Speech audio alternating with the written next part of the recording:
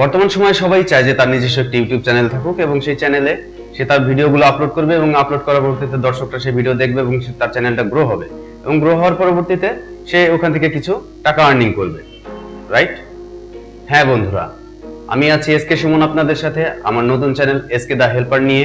আমি আপনাদের সাথে শেয়ার করব কিভাবে একটি চ্যানেলকে বিগিনার পর্যায়ে থেকে শুরু করে অ্যাডভান্স লেভেল পর্যন্ত নিয়ে যাওয়া যায়। তো চলুন আমরা কাজগুলো দেখি। আমার চ্যানেলে যারা আজকে নতুন প্রবেশ করলেন তারা অবশ্যই সাবস্ক্রাইব বাটনটি ক্লিক করে রাখবেন এবং নোটিফিকেশনের যে বেল আইকনটি আছে তাতে একটা টিক করে একটা ক্লিক করে রাখুন যেন আমার পরবর্তীতে ভিডিওগুলো আপনার কাছে পৌঁছে যায়। তো চলুন আমরা কম্পিউটার স্ক্রিনে চলে যাই এবং আমরা কাজ শুরু করি।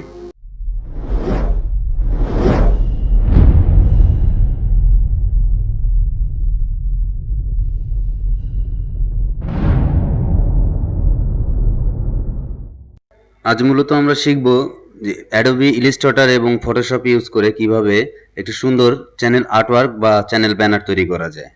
তো চলুন আমরা দেখি। চ্যানেলের আর্টওয়ার্ক বা ব্যানার তৈরি করার জন্য আমরা সর্বপ্রথম গুগলে গিয়ে একটি আর্টওয়ার্ক টেমপ্লেট ডাউনলোড করে নিব।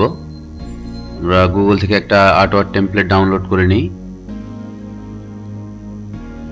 এর পরবর্তীতে আমরা এই আর্টওয়ার্কটা অবশ্যই ফটোশপে ওপেন করব। আমরা ফটোশপ এবং ইলাস্ট্রেটর এই দুইটা সফটওয়্যারই কিন্তু আমরা এখানে ইউজ করতেছি, কারণ ইলাস্ট্রেটরে কিছু কিছু কাজ আছে যেগুলো ফটোশপে করা যায় না, আবার কিছু ফটোশপে কিছু কাজ আছে সেগুলো ইলাস্ট্রেটরে করা যায় না। ফটোশপে একটা আউটশেপ লুকিং দেওয়ার জন্য যথেষ্ট ভালো হবে, তাই আমরা ফটোশপ এবং ইলাস্ট্রেটর দুটো ইউজ করে তার পরবর্তীতে আমাদের চ্যানেল আর্টটা তৈরি করব। কারণ একটা চ্যানেল ব্র্যান্ডিং এর জন্য আপনার চ্যানেল আর্টটা কিন্তু অনেকটা জরুরি একটা ব্যাপার। তো চলেন আমরা শুরু করি কাজটা। আমরা চ্যানেল আর্টটা নিয়ে নিই।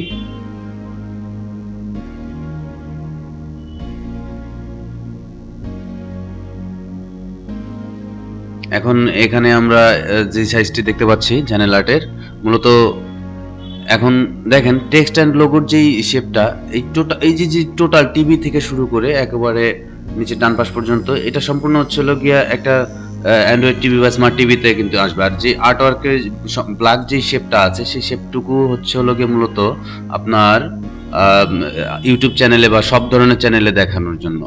তো এখান থেকে আমরা যে অর্ধেক কাজটা করেছিলাম সেখান থেকে আমরা ইলাস্ট্রেটর থেকে এখন আসেন একটা আর্টওয়ার্কের জন্য একটা স্যাম্পল তৈরি করি। আমরা যথেষ্ট চেষ্টা করব যতটুকু ভালো করা যায়। তো এটাকে একটু লম্বা করে দিলাম কে এর মাথাটা, আর উপরে যে দা হেল্পারটা আছে এটা আমরা এই যে দাগ কে এর যে দাগ বরাবর আছে এখানে আমরা এটা দিয়ে দিব। দেখেন সুন্দর টানে দিয়ে দিলাম। একটু সাদা করে নেই ব্যাকগ্রাউন্ডটা, আর নিচে দিয়ে দিলাম ট্যাগলাইনটা ইওর টেক হেল্পার। দেখেন অলরেডি কিন্তু একটা প্রিমিয়াম লুক চলে এসেছে। তো আমরা এটা আউটলাইনটা ধরে নিলাম, এখান থেকে একটু কালার শেপ দিয়ে দিই আমরা, আর যতটুকু মেজারমেন্ট দেওয়া দরকার ঠিক ততটুকুই আমরা মেজারমেন্ট দিব। ক্লিয়ার?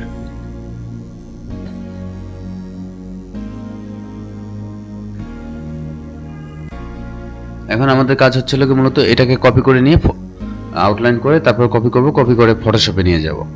ফটোশপে নেওয়ার পর যে বাউন্ডারি লাইনটা দেয়া আছে টেক্সট অ্যান্ড লোগোর জন্য সেই বরাবর আমরা এখানে পেস্ট করে দিলাম।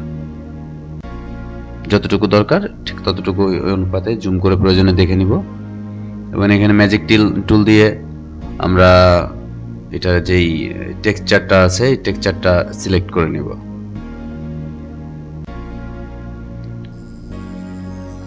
এখন আমরা গুগলে গিয়ে একটা ব্যাকগ্রাউন্ড ডাউনলোড করব। দেখেন আমরা এখান থেকে একটা ব্যাকগ্রাউন্ড নিব, যেহেতু এটা টেকনিক্যাল রিলেটেড একটা চ্যানেল তাই আমরা ওই কোয়ালিটি একটা ব্যাকগ্রাউন্ড নিলাম। আমরা এই ব্যাকগ্রাউন্ডটা সিলেক্ট করলাম।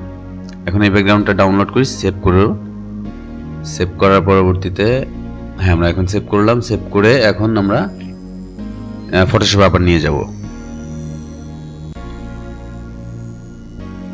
ব্যাকগ্রাউন্ডটা লেখার একেবারে ঠিক পিছন বরাবর দিয়ে দেবো, কারণ আমরা কিন্তু অলমোস্ট লেখাটা দিয়ে দিয়েছি, যার কারণে এখন ব্যাকগ্রাউন্ডটা অল্টার শিফট দিয়ে কর্নার সিলেকশন করলাম। আর যে পিছনে যে আমরা যে একটা ফ্রেম নিয়েছিলাম সেই ফ্রেমটা এখন আমরা ফেলে দিতে পারি। তার আগে আমরা টেক্সটটাকে একটু কালার করে নিব। ডাবল ক্লিক করলে পরে এখান থেকে কালার ওভারলেতে যাব আমরা, বা আমরা চাইলে পরে কিন্তু এখান থেকে গ্রেডিয়েন্টও দিতে পারি। আর একটা ব্যাপার সবসময় মাথায় রাখবেন যে আপনি যদি কোনো ডিজাইন করেন সেখানে কালারটা যেন আই ক্যাচিং কালার হয়, যেন মানুষ কন্ট্রাস্ট কালারের মাধ্যমে পড়ে তার পরবর্তীতে তার চোখ ধাঁধিয়ে না, যে এরকম একটা ব্যাপার আছে। তো চলুন আমরা আমাদের কালারটা কমপ্লিট করি।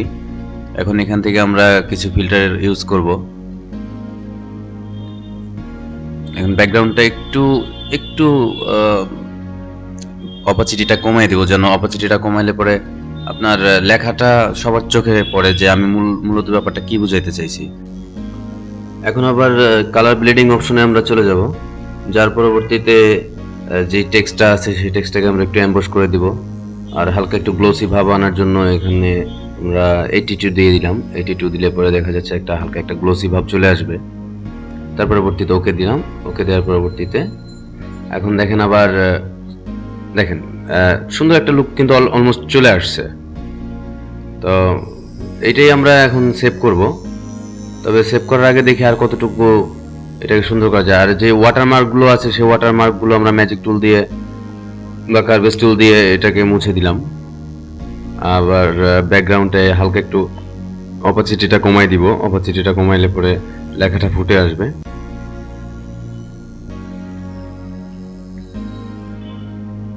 দেখেন কত সুন্দর একটা প্রিমিয়াম লুক কিন্তু অলমোস্ট চলে আসছে। তো এখান থেকে আমরা আবার সিলেক্ট করে লেখাটা সিলেক্ট করে কালার ব্লেন্ডিং মোডে চলে গেলাম আমরা।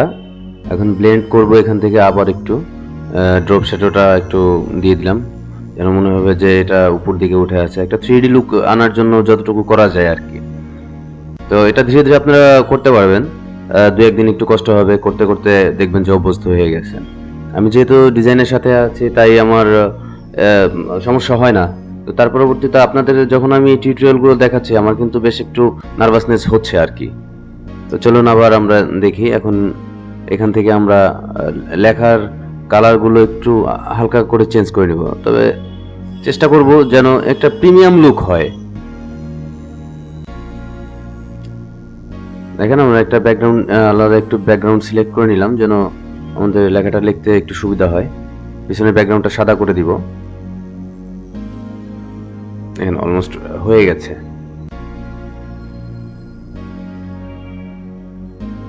এখন আমাদের যে মূল কাজটা তা হচ্ছে হলো গিয়ে উপরে যেই দ্য হেল্পার লেখাটা আছে এটাকে একটু আমরা আলাদাভাবে ধরে নিলাম। তার আগে আমরা একটু হালকা ব্লেন্ডিং এ গিয়ে যেটাকে বলে ব্লেন্ড, সেটা একটু বাড়িয়ে কমিয়ে দেখবো যে কেমন দেখা যায় আর কি, গ্লোসি ভাবটা আসে কিনা। আর কালার যদি একটু চেঞ্জ করতে হয় তাহলে পরে কালার চেঞ্জ করব। আমরা যাই করি না করি দেখা যাচ্ছে যে আমরা একটা ডিজাইন করব, সেই ডিজাইনটা যেন আই ক্যাচিং হয়, একটা মানুষ যেন দেখলে পরে সেই ডিজাইনের মূল থিমটা বুঝতে পারে যে আসলে আমি তাদেরকে কি বুঝাইতে চাইছি। তো এখন দেখেন অলমোস্ট কিন্তু হয়ে গেছে।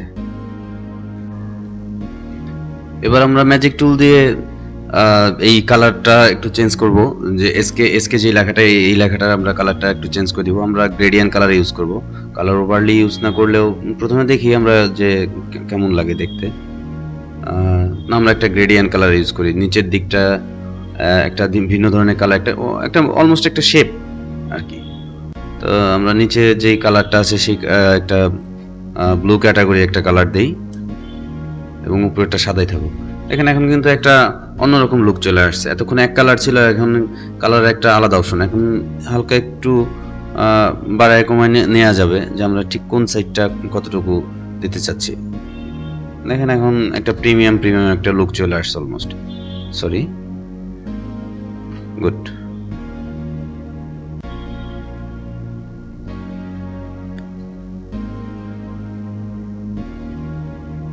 আপনি ব্লেন্ডিং এন্ড যেই অ্যাম্বস অপশনগুলো আছে সেইখান থেকে আপনি চাইলে পরে আপনার দেখেন আমরা একটু অ্যাম্বস করে দিই এই জায়গাটা। অ্যাম্বস করে দিলে পরে এখন একটা 3D একটা লুক চলে আসছে।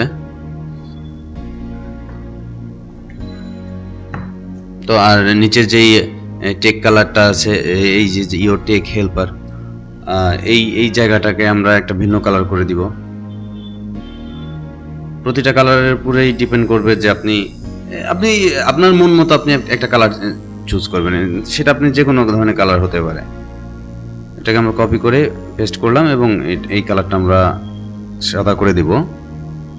একটা অক্ষর মিস গেছে, আরটাকেও আমরা সেম ভাবে এটা ম্যাজিক টুল দিয়ে সিলেক্ট করব, সিলেক্ট করে তার পরবর্তীতে আমরা কপি পেস্ট এবং এটারও কালারটা আমরা সাদা করে দিব। ওকে, দেখেন এখন কিন্তু আমাদের এইটা কমপ্লিট হয়ে গেছে। আমাদের যে চ্যানেল আর্টটার দরকার ছিল সেটা আমরা কমপ্লিট করেছি। এখন এটা জেপিজি মোডে আমরা সেভ করে দিই। জেপিজি মোডে আমরা এখানে চ্যানেল আর্টটা সেভ করে দিলাম। এবার ইউটিউব চ্যানেলে গিয়ে কাস্টমাইজেশনে গেলাম। কাস্টমাইজেশনে গিয়ে এখন আমরা এই ব্যানারটা কিন্তু আমাদের চ্যানেলের যেই ব্যানারের সেকশনটা আছে সেখানে আমরা এটা অ্যাড করে দিব। তো ব্র্যান্ডিং এ ব্যানার, হ্যাঁ ব্যানারের এইখানটায় আমরা অ্যাড করে দিব। ডেস্কটপে গিয়ে দেখুন আমরা কিন্তু অলমোস্ট পেয়ে গেছি সিলেক্ট। দেখেছেন একেবারে কত সুন্দরভাবে যেই বাউন্ডারি এরিয়াটা আছে সেই বাউন্ডারি এরিয়ার ভিতরে আমাদের লেখাটা আছে। তাও এখন আমরা এটাকে সেভ করে দিব, ডান, এবং এটাকে এখন পাবলিশ করে দিব। তো চলুন আমরা এবার আমাদের ইউটিউব চ্যানেলে যাই। ইউটিউব চ্যানেলে গিয়ে দেখি যে আমাদের ইউটিউব চ্যানেলের লুকটা কিরকম আসলো। দেখেন উপরে কিন্তু ব্যানারটা চলে আসছে এবং সুন্দর একটা অলমোস্ট একটা প্রফেশনাল লুক কিন্তু চলে আসছে আমাদের ইউটিউব চ্যানেলটায়। এবং অ্যাবাউট সেকশনে যেই লেখাগুলো আমরা দিয়েছিলাম ডিসক্রিপশন থেকে শুরু করে এবং চ্যানেল ক্রিয়েটেড ডেট থেকে শুরু করে সব কিন্তু এখানেই দেখাচ্ছে। আর এখানে আমার অফিসিয়াল পেজ, ফেসবুকের যে পেজটা আছে সেই পেজটা আমরা দিয়ে দিয়েছি। তা আপাতত আমাদের যেই ব্যানারে অ্যাডিং এর যে অপশনটা আছে সেই কাজটা কিন্তু আমরা করে ফেলছি।